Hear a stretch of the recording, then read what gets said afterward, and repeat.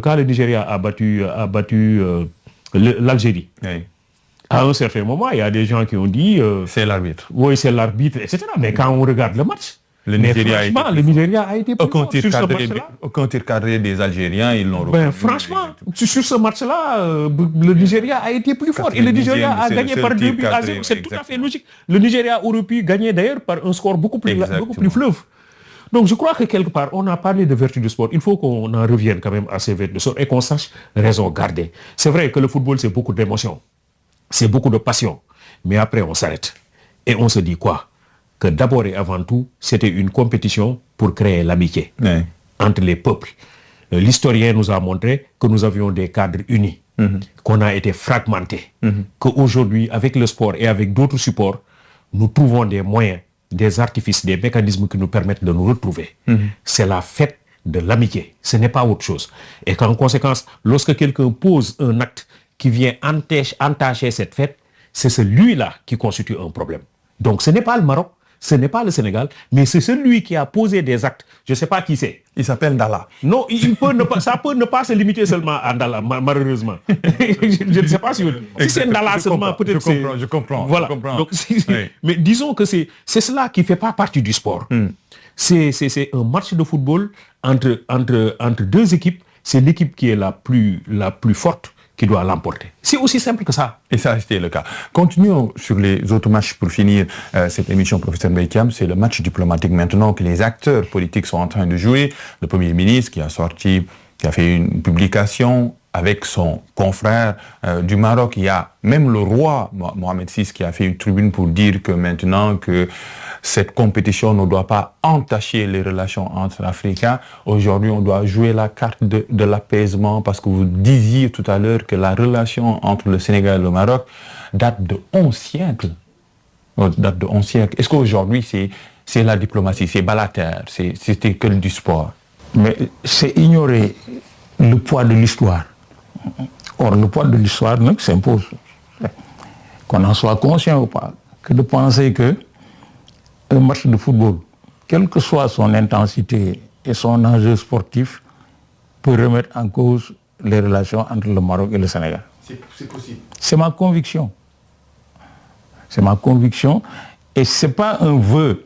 Je considère par rapport à ce que je sais des relations entre le Maroc et le Sénégal que cette histoire sera dépassée. Maintenant, il y a des choses qui se cachent derrière, à titre individuel, à titre structurel par rapport à des institutions qui grouillent dans le sport.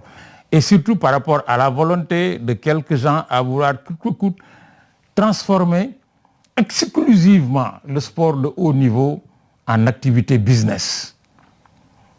Et sur cette question aussi, on pourra revenir un autre jour si c'est nécessaire. Mais le Sénégal et le Maroc, c'est autre chose qu'un match de football, quelle que soit son intensité. Quand nous avons eu l'indépendance en 1960, le premier directeur de la coopération s'appelait Sakali. C'est un Marocain d'origine, né à Saint-Louis, d'une mère wolof et d'un père sénégalais. L'un des premiers directeurs généraux des impôts et domaines du Sénégal, Makhtar Diouri, né d'une mère wolof et d'un père sénégalais. Marocain. Et ça, je pourrais multiplier, parce que je connais. Moi, je vis depuis 30 ans avec une Maroco-sénégalaise qui est partie au Maroc le lendemain de la finale avec un passeport sénégalais. Elle est d'une des plus grandes familles de Fès. Mais c'est la 4e génération dans sa famille au Sénégal. Les Sénégalais, la plupart, sinon tous les Africains, mais la plupart des Africains rentrent au Maroc avec un visa. Il n'y a jamais eu de visa,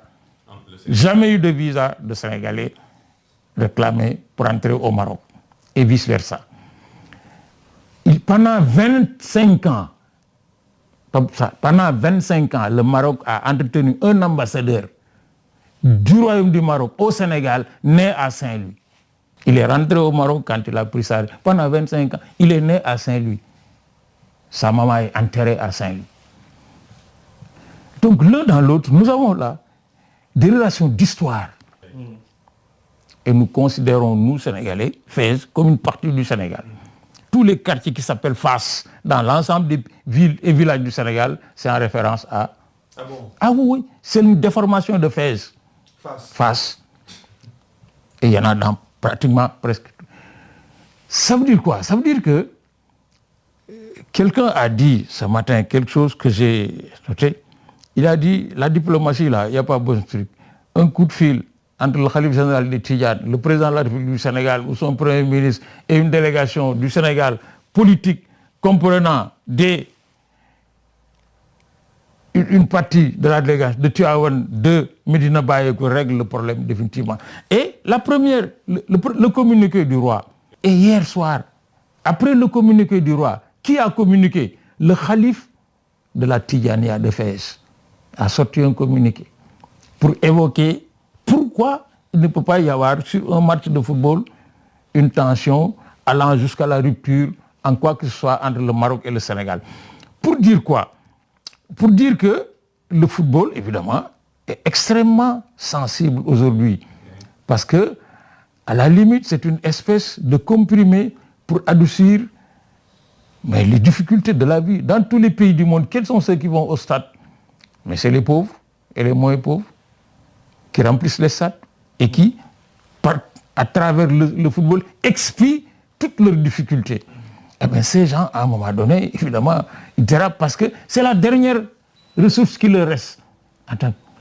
Ensuite, derrière ces gens maintenant, ceux qui exploitent ce sport du point de vue capitalistique au sens premier du terme, évidemment, ne pensent pas à tout ça. Mais il faut beaucoup faire attention parce que quand on pense aux investissements marocains au Sénégal, le Maroc et la Côte d'Ivoire, c'est l'un des deux pays où les Marocains sont le plus installés du point de vue économique. Et dans des secteurs clés, les finances, la banque.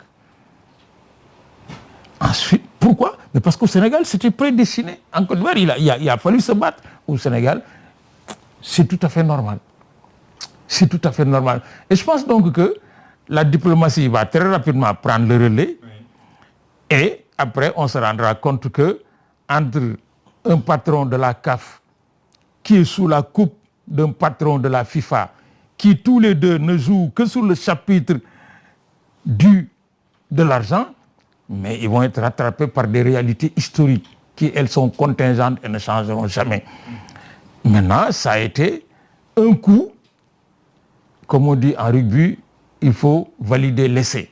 Valider l'essai, comme a dit Djiby tout au départ, c'est on a marqué le coup, mais il ne faut pas s'arrêter à marquer le coup. Il faut, au-delà du coup, faire le toilettage, faire le nettoyage, faire en sorte que les leçons soient véritablement tirées.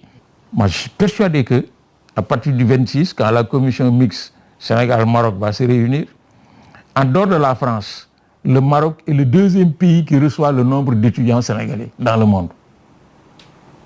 En dehors de la France. Et puis, probablement, avec ce qui se développe en Occident, on va les dépasser. On va les dépasser. Moi, j'ai participé à coordonner un programme de coopération internationale dans le domaine où j'enseigne à l'université, qui nous était proposé, qui disait le Canada vous engage, choisissez un pays. On a choisi le Maroc. Et pendant 10 ans, on a travaillé avec le Maroc autour de ce programme, échange d'enseignants, échange d'étudiants, échange de ceci, manifestations. Des collègues de cette école m'ont tous téléphoné à la fin du match pour me féliciter. Je l'aurais fait si le Maroc avait gagné. Cela veut dire quoi? Cela veut dire que l'histoire du Maroc est liée à l'histoire du Sénégal. Maintenant, il y a une question sur laquelle il va falloir travailler beaucoup, c'est la connaissance par les différents acteurs dans nos pays de notre histoire avec les autres. La Casamance de Sadio Mané, c'est un pays de brassage, de générosité, de partage. C'est un pays qui produit, tels les rois du Gabou, des leaders qui savent que c'est le peuple qui les a fait et pas eux qui ont fait le peuple. C'est la seule région du Sénégal où il reste encore des rois, en Casamance. D'où le roi d'Oussoui. Docteur, pour finir avec le jeu diplomatique, pour dépasser cette page émotionnelle, passionnelle, que le Sénégal et le Maroc restent un seul pays avec une conjonction de coordination d'ailleurs. Oui, en réalité, il y a la diplomatie institutionnelle, le Maroc a représenté et garanti les intérêts du Sénégal en Mauritanie pendant longtemps, alors que le Sénégal et la Mauritanie avaient des difficultés. Donc sur le plan institutionnel, il n'y a rien à dire. Le Maroc et le Sénégal, on sait que la grande mosquée, etc., a été construite ici à Dakar par le roi Hassan II. Donc c'est au moment où le Sénégal avait un président qui n'était même pas musulman.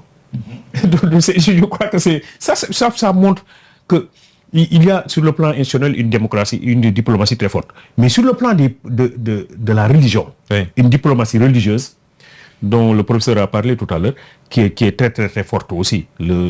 Combien sont-elles les communautés sénégalaises qui se déplacent vers le Maroc pour aller se ressourcer, pour aller prier, mais pour aller créer un brassage sur le plan confessionnel avec une partie du peuple marocain. Ça c'est très fort, c'est très fréquent. Moi-même j'ai fait le pèlerinage à la Mecque en passant par Fès. C'est ce circuit, ce parcours dont parlait tout à l'heure le professeur. Donc ça montre effectivement qu'il y a quelque chose de... Non, ça dépasse le football. Ça n'a rien à voir avec le football. Le problème, encore une fois, Pape Alioune, ce n'est ni le Maroc, ni le Sénégal.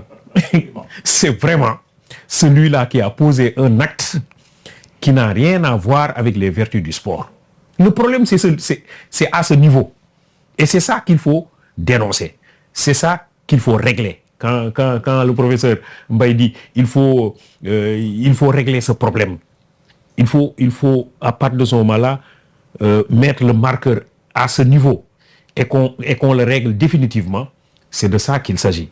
Bon, maintenant, dernière peut-être chose, c'est faire attention aux réseaux sociaux. C'est important. Et aux fake news. Et d'ailleurs, professeur, vous allez finir sur ça. Oui, voilà, donc je crois que c'est important. C'est parce que lui, c'est son domaine de spécialité. Exactement. Je crois que les gens doivent faire attention. Parce que, tu sais, quand la passion existe, quand la tension monte, il y a ceux qui se lèvent toujours pour parer au danger. Il y a ceux qui en profitent pour régler des questions plus ou moins occultes. Et c'est le lot. Aujourd'hui, quand on regarde les réseaux sociaux, il y a des réactions, hormis les réactions d'ignorance. Parce que quand on est ignorant, on est ignorant. Or, l'ignorance, c'est la mère des bêtises, comme on dit. Mais derrière, il y a tous ceux qui font, qui disent, qui écrivent, mais pour créer les conditions du chaos. Parce que quand on n'a pas de qualité, de capacité, de compétence, on ne compte que sur le chaos pour tirer son épingle du jeu. Or, le Maroc et le Sénégal, c'est autre chose.